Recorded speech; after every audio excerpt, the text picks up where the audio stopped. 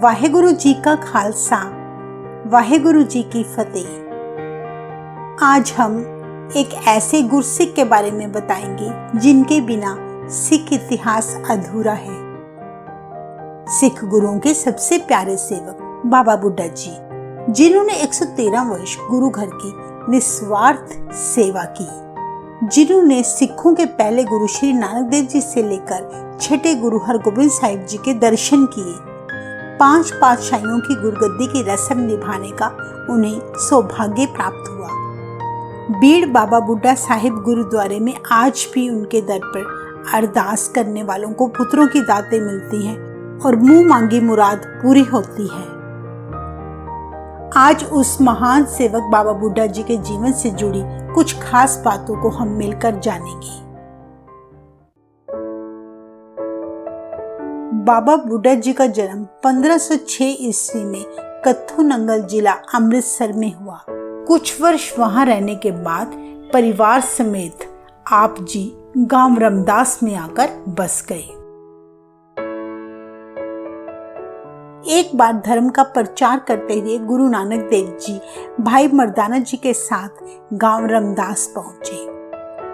गुरु जी वहां एक वृक्ष के नीचे रोज सत्संग किया करते थे। भाई मर्दाना जी रबाब बजाया करते। उनका सत्संग सुनने के लिए दूर दूर से संगते वहां आया करते। हर रोज वहां एक छोटा सा बालक भी सत्संग सुनने आया करता और गुरु जी के लिए रोज अपने साथ दूध और भोजन भी लाता। गुरु जी बड़े ही प्रेम से भोजन ग्रहण करते। एक दिन सत्संग समाप्त होने पर उस बालक ने गुरु नानक देव जी से उत्सुकतावश पूछा, गुरु जी, भोजन करने से तन की भूख शांत हो जाती है, लेकिन मन की भूख कैसे शांत हो सकती है? 12 वर्षीय बालक के मुख से ऐसी ज्ञान वाली बात सुनकर गुरु जी बोले, तेरी उम्र तो अभी खेलने की है, परंतु बातें तो बूढ़ों जैसी करता है। तब बालक ने कहा, गुरु जी, एक बार हाकिमों के कुछ सिपाही घोड़ों पर सवार होकर हमारे खेतों में जबरदस्ती घुसकर पक्की फसलें तोड़कर अपने साथ ले गए और कच्ची फसलों को घोड़ों ने पैरों तले रौंदकर बर्बाद कर दिया।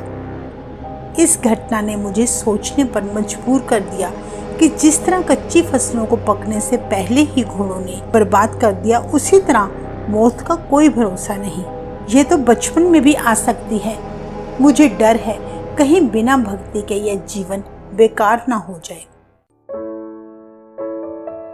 ऐसी ज्ञान भरी बातें सुनकर गुरुजी ने उसे बड़े प्रेम से अपने गले लगा लिया और कहने लगे, तेरी उम्र तो बच्चों वाली है, परंतु बातें बूढ़ों जैसी करता है, इसलिए आज से तेरा नाम बाबा बुड्ढा है। सभी तुझे बाबा बुड्ढा के नाम से जानेंगे। गुरुजी ने तब एक श्लोक का उच्चारण किया, तेरी तो ओला कदी ना होसी, अर्थात तुझसे अलग मैं कभी नहीं होऊंगा। तुझे मेरे अलग अलग रूपों में दर्शन होंगे और मैं किसी को दिखूं या ना दिखूं, परंतु तुम्हें जरूर दिखूंगा। बाबा जी ने अपने जीवन के 113 वर्ष गुरु घर की सेवा में बिताए। इतनी लंबी अवधि तक सेवा करने का सौभाग्य अन्य किसी भी सेवक को प्राप्त नहीं हुआ। 1539 ईस्वी में गुरु नानक देव जी ने अपना शरीर त्यागने से पहले दूसरी पातशाही श्री गुरु अंगद देव जी की गुरुगद्दी की रस्म बाबा बुड्ढा जी से करवाई। इसी तरह बाबा जी ने आगे चलकर यह रस्म छठी पातशाही तक निभाई।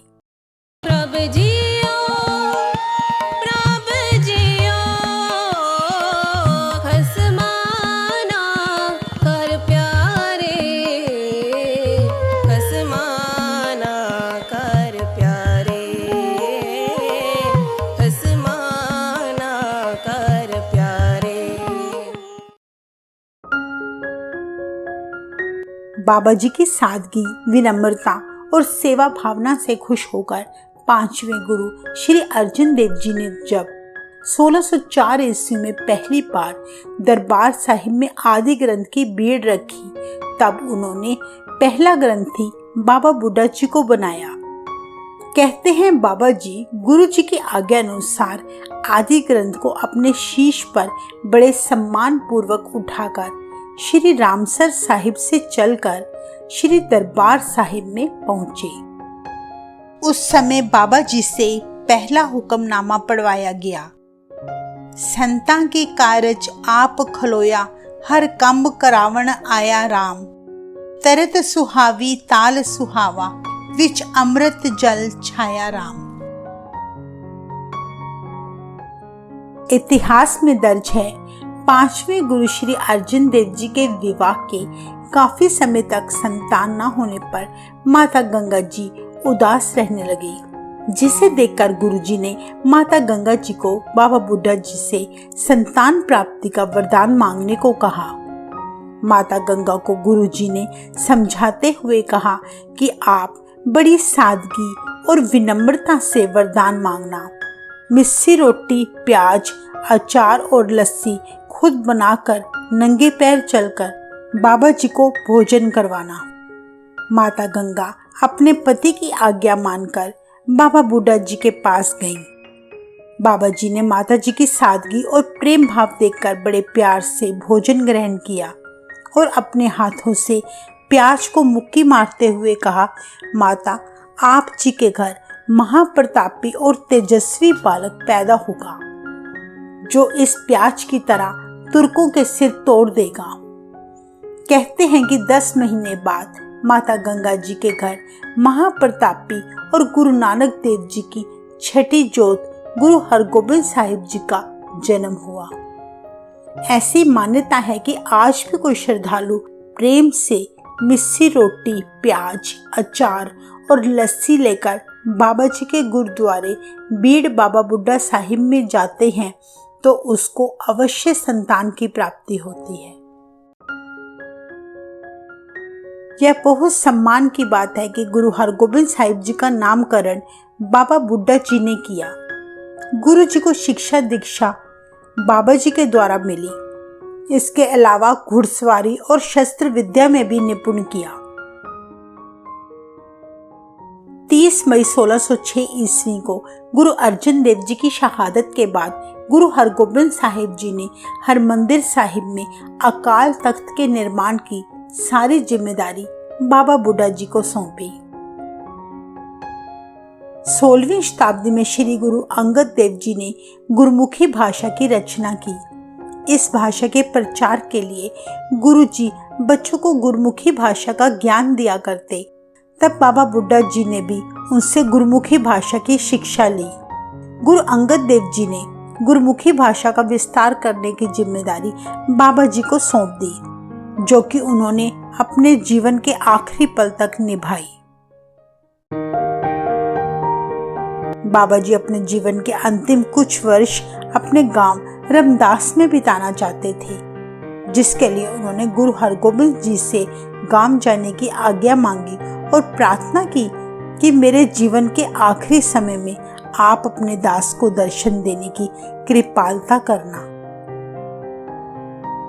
आप जी 125 वर्ष की आयु होने पर भी थके नहीं, रुके नहीं, बल्कि संगत को गुरबानी का अभ्यास कराते रहे। अपना अंतिम समय आने पर गुरु हरगोबिंद साहिब जी को आपने संदेश भेजा कि कृपा करके अपने दास को दर्शन दें।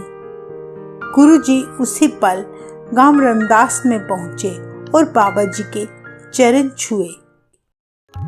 आज मोरे आज मोरे आज मोरे आए हैं, आज मोरे आज मोरे आज मोरे आए हैं।